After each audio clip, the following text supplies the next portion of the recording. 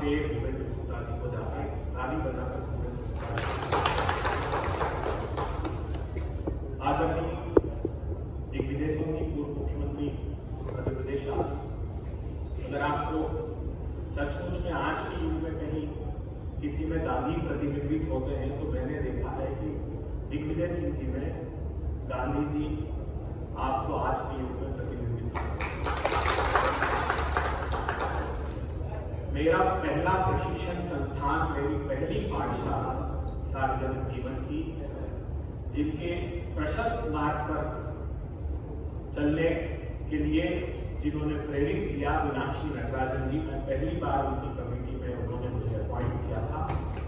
और गांधीवादी विचारों की प्रवर्तक मीनाक्षी नटराजन जी, शैलेंद्र पटेल जी, आनंद नारायण जी, द्विवेदी साहब। पंडित नेहरू को रॉबर्ट फ्रॉस्ट की एक कविता सबसे अधिक पसंद थी, "Books are lovely, dark and deep, and have promises to keep and minds to go before us."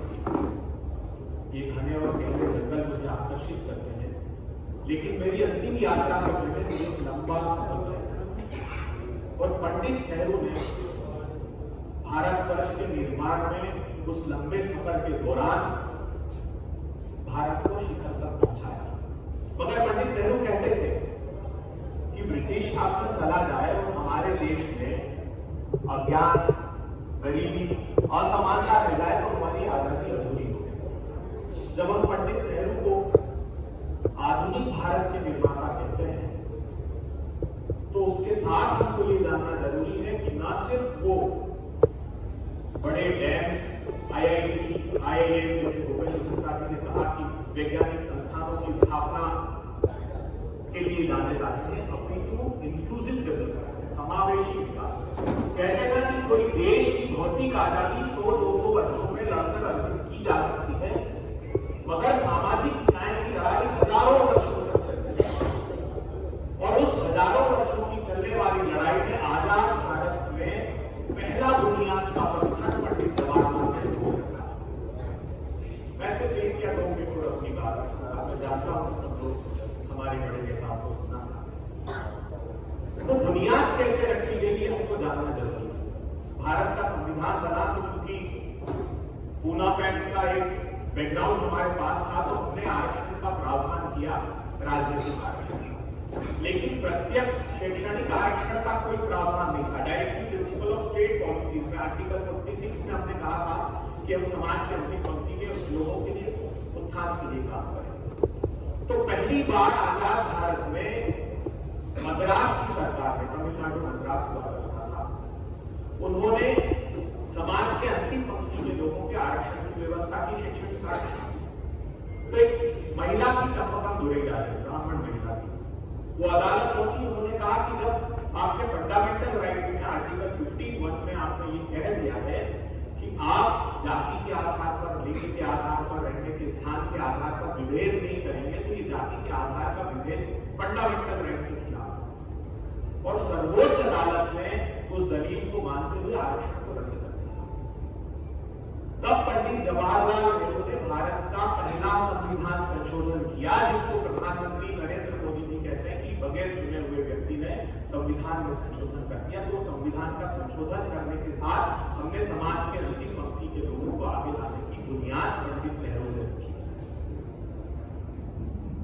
प्रश्न ये उठता है कि क्या पंडित नेहरू अम्बेडकर जातियों के खिलाफ जाति व्यवस्था के हाँ थे?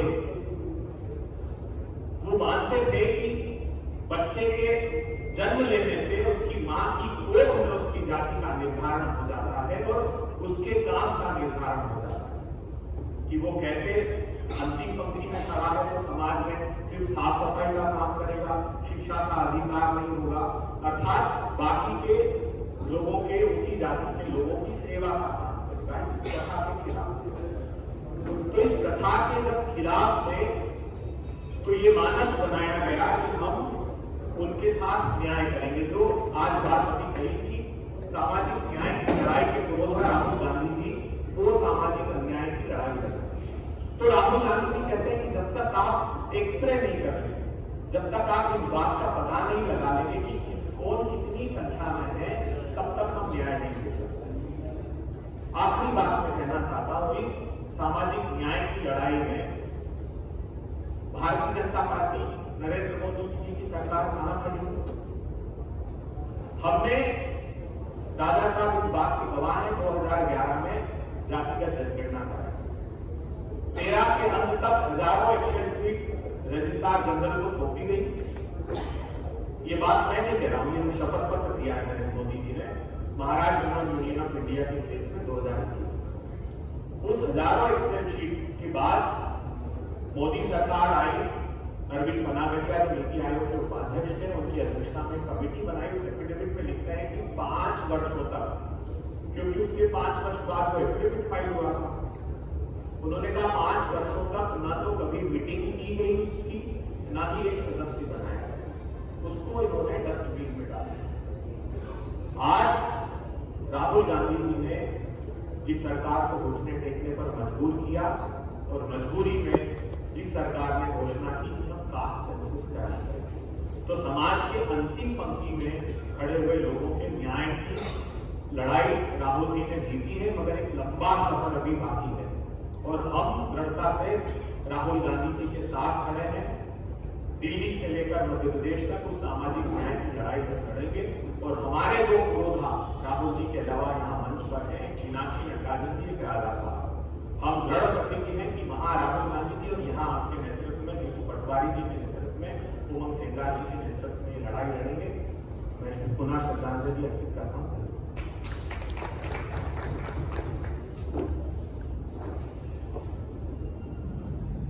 आज जो है एक ऐसे काल से हम गुजर रहे हैं जब सेना के शौर्य और पराक्रम का सौदा करने वाले भी लोग देश में खड़े हुए।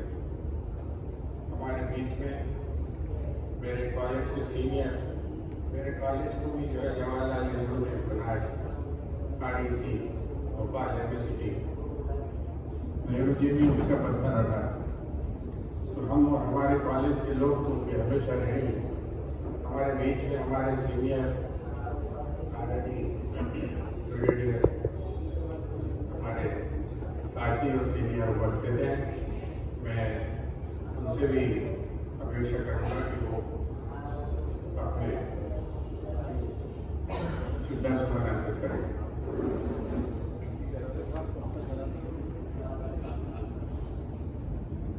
जय हिंद। देश ने इतनी सारी लड़ाइयाँ जीती, कम से कम जय हिंद तो अच्छा होना चाहिए। जय हिंद। धन्यवाद। गांधी जी और नेहरू जी तो ऐसे व्यक्तित्व हैं जिनके पद तक पहुंच पाना शायद किसी के लिए भी, भारत में नहीं विश्व में भी, बहुत मुश्किल बात है।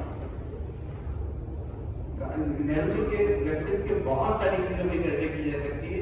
मैं सिर्फ एक छोटा सा पॉइंट लूंगा, वो हमारे मॉडर्न इंडिया के लिए उन्होंने क्या क्या किया और क्या उनका विजन था, हम उसके बारे में बात करेंगे।